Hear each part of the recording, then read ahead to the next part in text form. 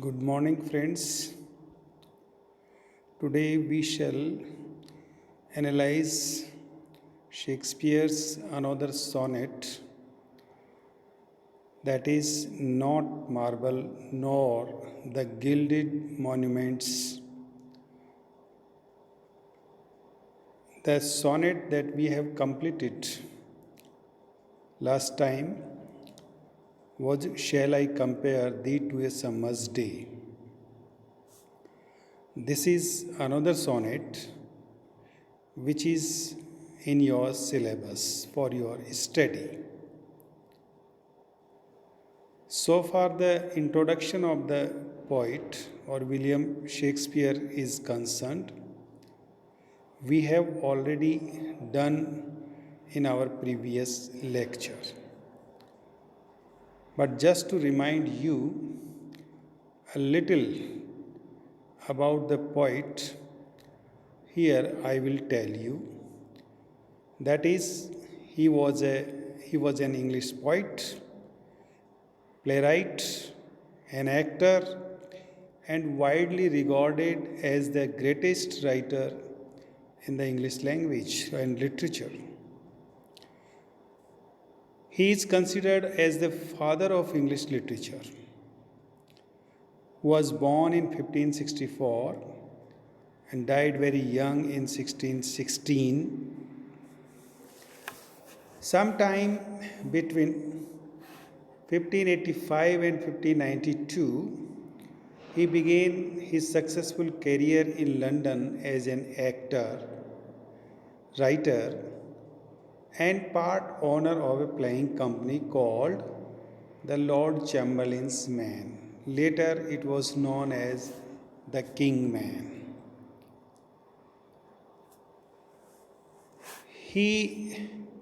Most of his known works have been written between 1589 to 1630, and he appears to have retired to Stateford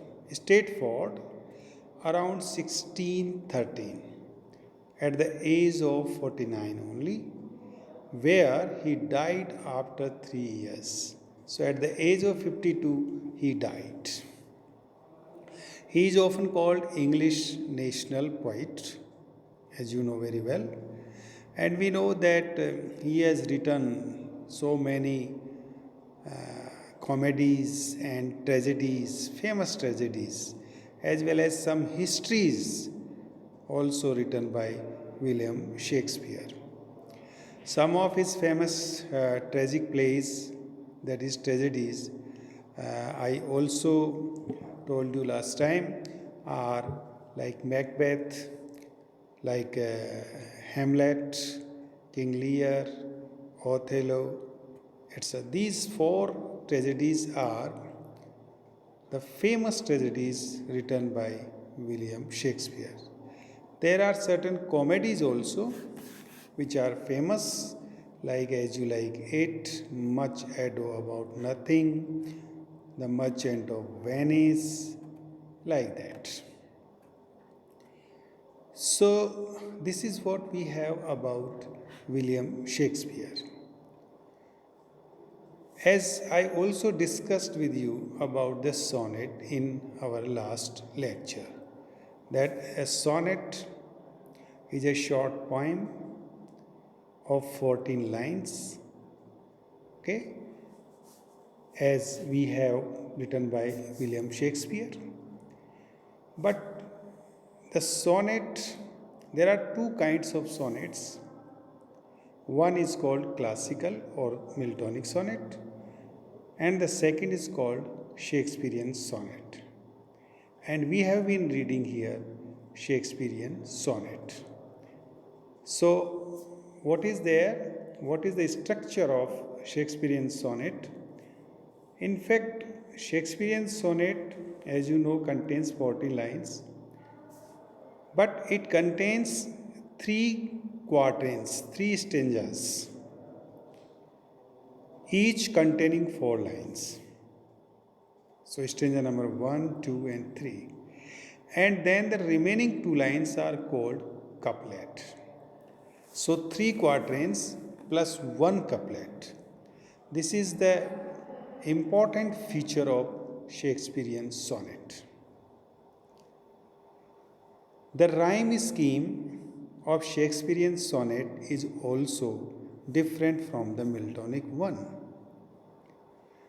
Rhyme scheme of Shakespearean sonnet is just A B B A C D D C E F F E, okay, and G.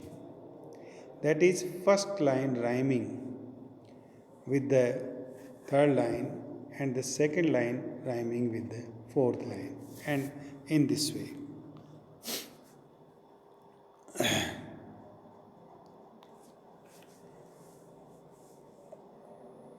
In Miltonic sonnet, the sonnet or the poem itself has the 14 lines equally, but it is divided into 2 parts,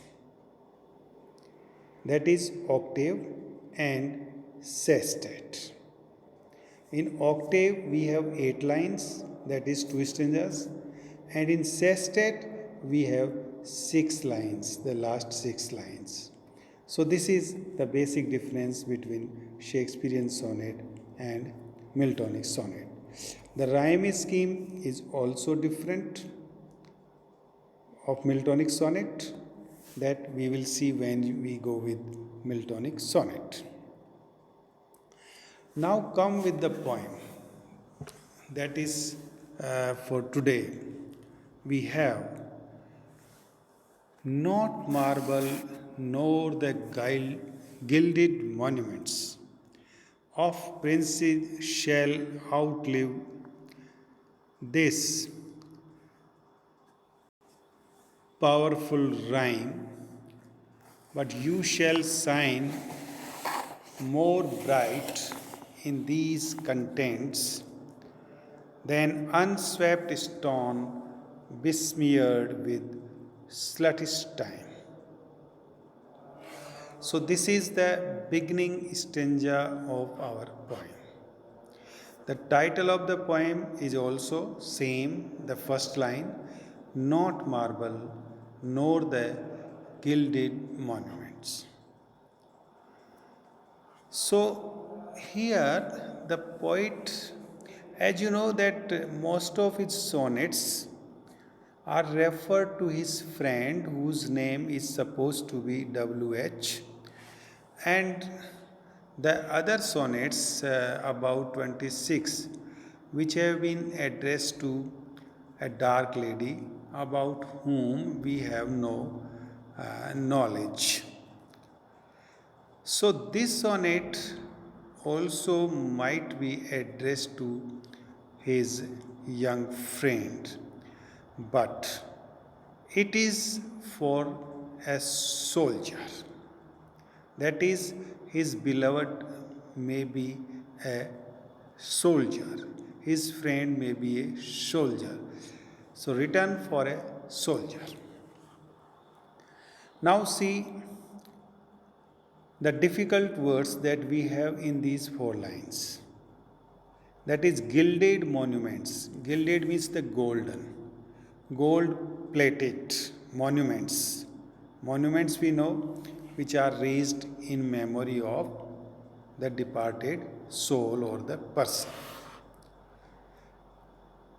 These contents means referring to this poetry.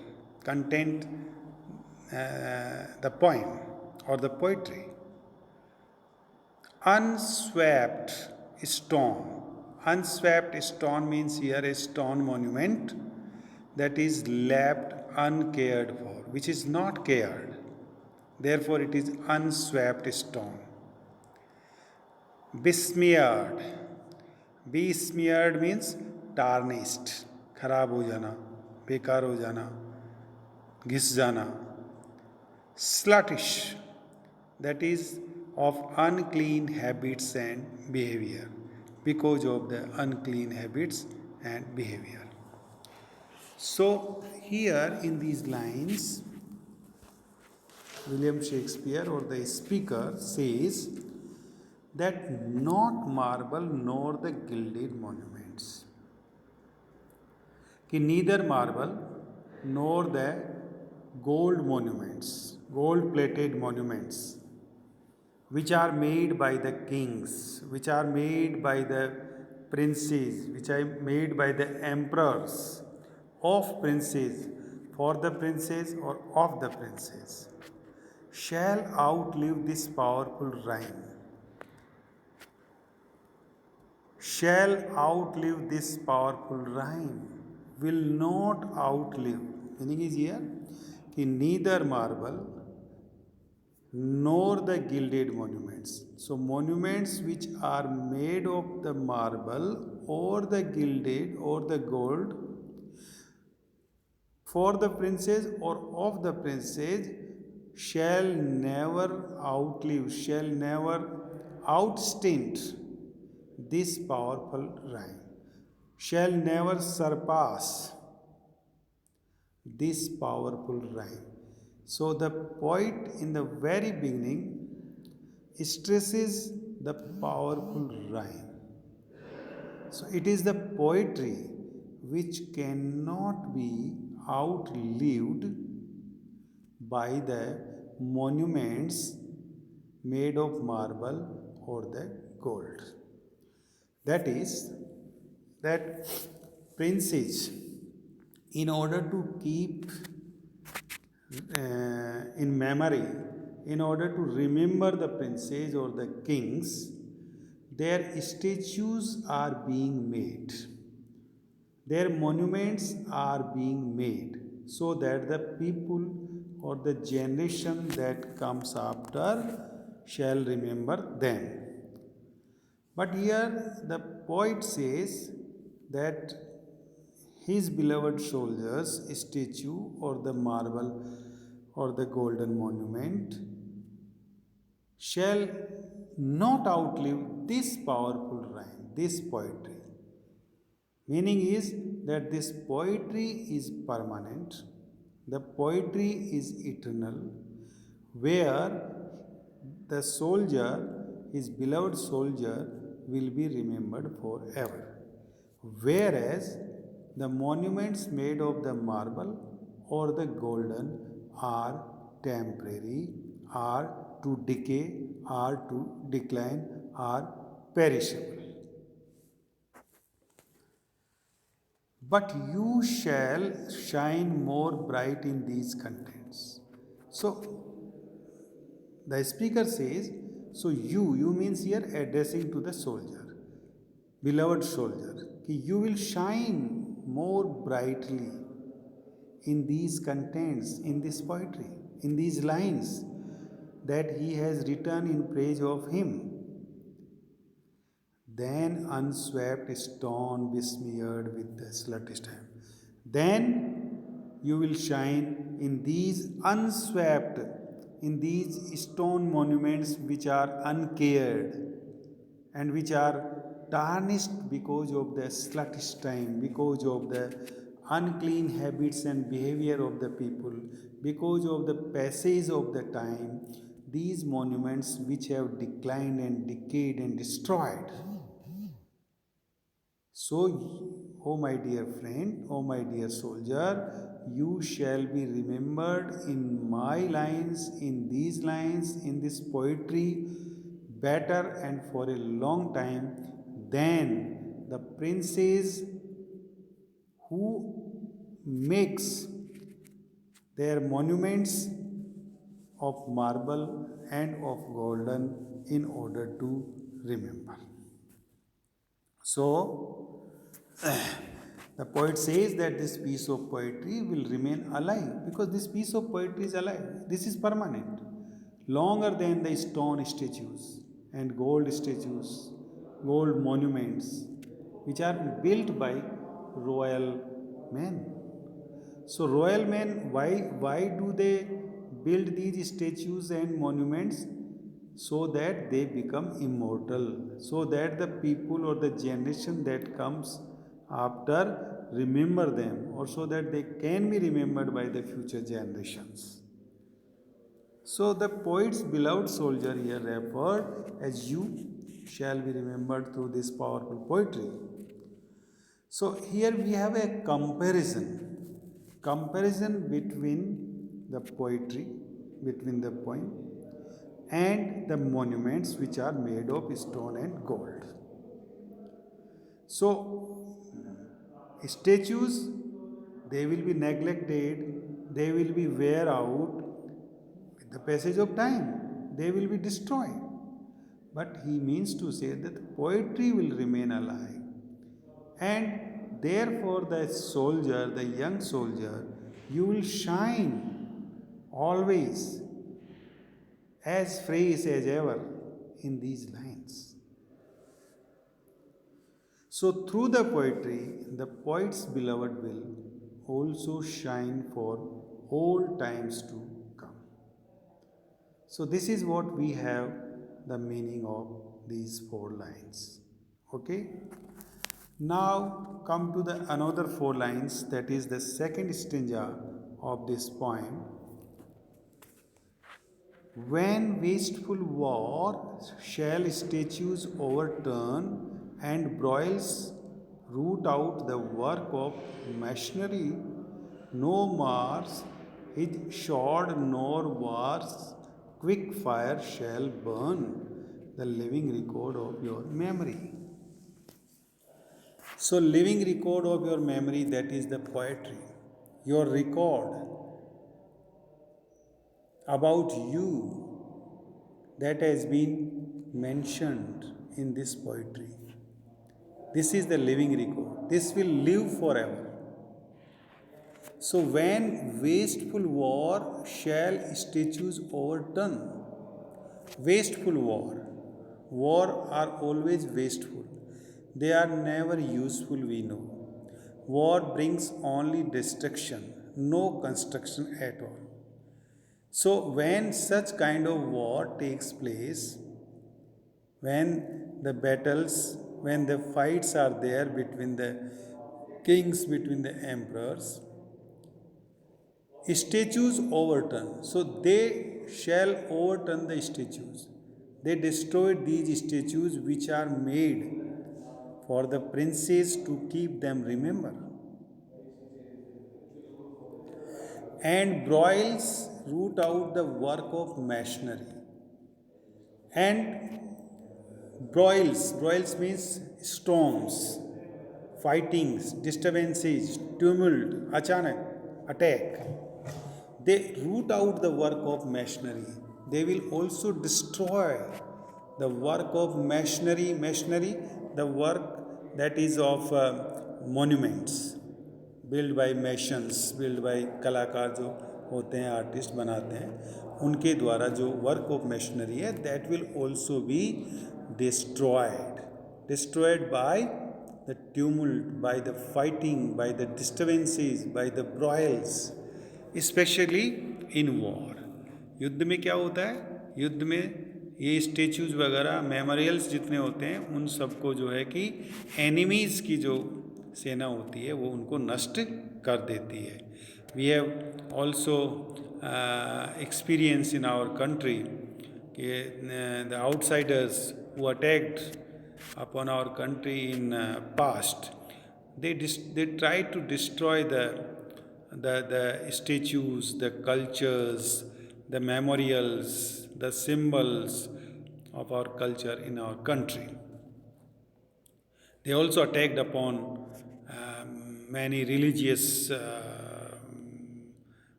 places as well as. No Mars his sword nor war's quick fire shall burn. No Mars means here the god of war. So no, the god of war will not. His sword, neither his sword, nor war's quick fire, nor the quick fire of the war.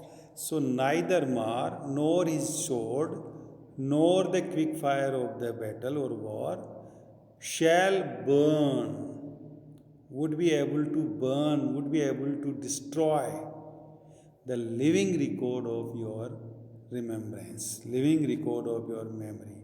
So, oh my dear soldier, my beloved soldier, nothing can destroy your memory. Nothing can destroy this living record of your memory, that is the poetry. So, the poetry is everlasting and you will be remembered in these lines forever. So, let's just remind. So, here the poet says that wars are wasteful as they destroyed the statues built by the royal men. So, they are wasteful, they are not constructive. Fights as well as are destructive. They also destroyed the great monuments and turned them into ruins that we know very well. But it is therefore, if these things are destroyed, then nobody will remember. Nobody will, how the people or the generation will come to know about the about the ancestors or about their predecessors or about their past people or about their past history. But the poetry is eternal. So, whatever mentioned in it, that will remain forever. So, the brave man cannot be destroyed even by the greatest warrior, that is Mars, if they are written in the memory of or in these lines. So the poetry will survive through all the wars, all the ages, and all the battles. So through poetry, through poems, the poet has immortalized the young beloved soldier. So for now, this is enough. Only two stanzas we have been able to do. In our next lecture, we will be able to finish this poem. There are 6 lines more that we have in this poem. So till then, thank you very much. Bye bye.